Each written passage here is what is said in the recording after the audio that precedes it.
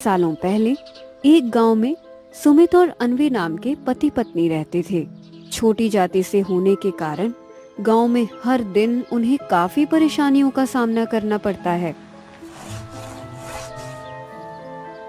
मना किया है ना तुझे कितनी बार, ये कुआं हमारे इस्तेमाल के लिए है, तेरे जैसे छोटे लोगों के लिए नहीं। मगर दीदी, घर में पानी का एक बूंद भी नहीं है, तो हम क्या करें? कहीं और जाकर पानी ढूंढ। क्यों गई थी वहाँ? बोला था ना मैंने, कहीं और से पानी का इंतजाम कर लूंगा। बहुत प्यास लगी थी इसलिए। बहुत हो गया, अब और नहीं। हम ये गांव छोड़ देते हैं। ये क्या बोल रहे हो? गांव छोड़ दिया तो हम जाएंगे कहाँ? वो नहीं मालूम, लेकिन कुछ न कुछ तो बंदोबस्त हो ही जाएगा। अब गुस्से में नहीं, शांत दिमाग से फैसला ले। गांव छोड़ना कोई आसान बात थोड़ी ना है। तो और क्या करें? तुम ही बताओ, क्या बिना पानी के जी सकते हैं भला? कब तक ऐसे दिक्कतों का सामना करते रहेंगे?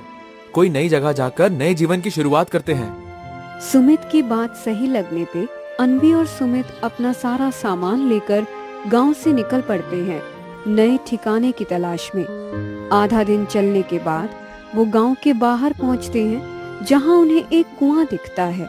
कुआं काफी गंदा पड़ा हुआ है, लेकिन उस गंदे कुएं को देखकर दोनों के चेहरे खुशी से खिल जाते हैं और दोनों वहां कुएं के पास ही बसने का मन बना लेते हैं।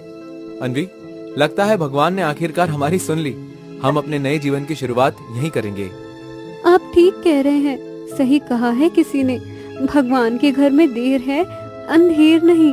कुआं थोड़ा गंदा है, लेकिन एक बार साफ कर दिया तो चमक जाएगा।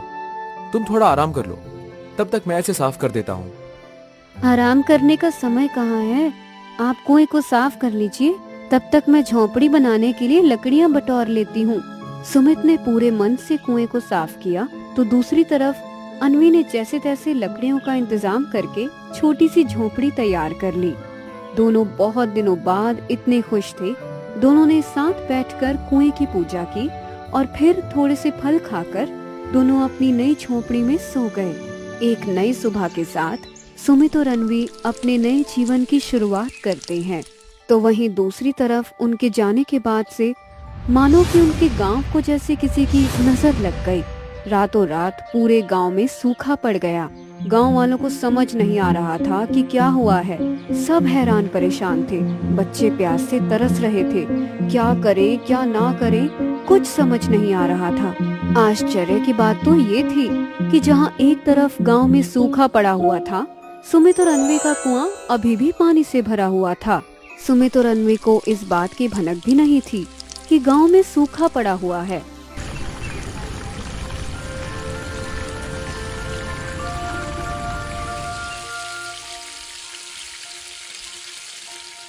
सारे गांव वाले हैरान परेशान बैठे हुए हैं। तभी एक गांव वाला जो कुछ दिनों के लिए गांव से बाहर गया था। अरे मुखिया जी, हम यहाँ प्यासे बैठे हैं और वहाँ सुमित और अनवी की फसल इस सूखे में भी लहरा रही है। उनके घर में एक कुआं भी है, जिसके पानी का वो इस्तेमाल करते हैं। ये क्या बोल रहे हो?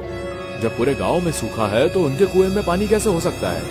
वो मुझे नहीं मालूम, लेकिन जो मैंने देखा है मैं आपको वो बता रहा हूँ। सुमित कुएं से पानी निकालकर अपने खेत को सींच रहा था और अनवी उस पानी से खाना बना रही थी। ठीक है, अगर ऐसा है तो हम भी उनके कुएं से पानी लाएंगे। मुखिया जी के कहने पर पूरा गांव हाथों में बर्तन उठाए गांव के बाहर निकल पड़ता है, इस उम्मीद में कि शायद सुमित और अनवी के कुएं में पानी हो, जिससे उनकी समस्या हल हो। गांव वाले जब सुमित और अनवी के घर पहुंचे तो दोनों बहुत अचंभित हुए। अरे, आप लोग यहाँ कैसे आना हुआ? शायद तुम दोनों को मालूम नहीं है, लेकिन पूरे गांव में सूखा पड़ा हुआ है। सारे कुएं सूखे पड़े हैं। क्या? हाँ, लेकिन तुम्हारे कुएं में अब भी पानी आ रहा है। इसी उम्मीद में हम यहाँ तक आए हैं कि तुम हमें अपने कुएं से पानी दे दो, ताकि हमारी समस्या खत्म हो। अरे मुखिया जी, इसमें पूछने की क्या बात है? कुआं सबका है। आप बिना संकोच किए कुएं से पानी निकालिए, हमें कोई आपत्ति नहीं है। हाँ मुखिया जी, इसमें पूछने की क्या बात है? आप सभी इस कुएं का इस्तेमाल कर सकते हैं। सारे गांव वाले काफी खुश हैं। सब अपने अपने बर्तन कुएं में डालकर पानी भरते हैं और फिर रस्सी से ऊपर खींचते हैं। लेकिन चौंकने वाली बात ये थी कि ऊपर आते आते बर्तन अपने आप खाली हो जाते हैं। सब दोबारा कोशिश करते हैं, लेकिन हर बार ऊपर आते आते बर्तन अपने आप खाली हो जाते हैं। सुमित, अनवी, ये क्या हो रहा है? हमारे बर्तन से पानी बाहर क्यों नहीं आ रहा है? ये तो हम भी नहीं समझ पा रहे हैं मुखिया जी। हमारे साथ तो ऐसा कभी भी नहीं हुआ। क्यों अनवी? हाँ मुखिया जी, ये तो हम भी पहली बार देख रहे हैं। क्या माजरा है ये, हमें भी नहीं समझ आ रहा। कृपया मदद करो हमारी। अब मदद चाहिए तुम लोगों को अन्वी से? तब क्या हुआ था जब छोटी जाति का होने के कारण तुम उन्हें अपने कुएं से पानी लेने के लिए रोक रहे थे? तुम लोगों ने जाति के नाम पर इन्हें पानी के लिए इतना परेशान किया, और आज अपने ऊपर मुसीबत आई है तो इनसे मदद मांगने आ गए। किस मुंह से मदद मांग रहे हो तुम लोग? इतने दिन तुम लोगों ने इन दोनों से भेदभाव किया, तो देख लो कैसे आज पानी तुम लोगों से भेदभाव कर रहा है। देवी, हमें माफ कर दो, बहुत बड़ी भूल हो गई हमसे। माफी मुझसे नहीं, जिसके साथ अन्याय किया है उनसे मांगो, शायद तभी तुम्हारी समस्या का अंत हो। देवी की बात सुनकर गांव वालों को अपनी गलती का एहसास हुआ और सबने हाथ जोड़कर सुमित और अन्वी से माफी मांगी। माफ कर दो हमें, बहुत बड़ी गलती हो गई हमसे। इस ऊंच नीच के चक्कर में महापाप हो गया हमसे, और इसी बात की सजा हम भुगत रहे हैं। हमें माफ कर दो और चलो वापस अपने गांव, ताकि हमें अपनी गलती सुधारने का मौका मिले।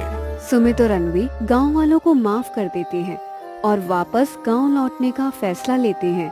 उनसे माफी मिलने के बाद गांव वाले कुएं से पानी भरने में सफल होते हैं और उनके चेहरों पे खुशी छा जाती है।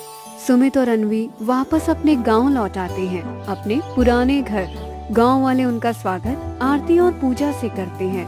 अगले दिन से गांव में बारिश शुरू हो जाती है और कुएं जो सूख गए थे वो फिर से पानी से भर जाते हैं। सब खुश हैं। अब गांव वाले ऊंच नीच में नहीं मानते और सुमित और अन्वी के साथ मिलजुल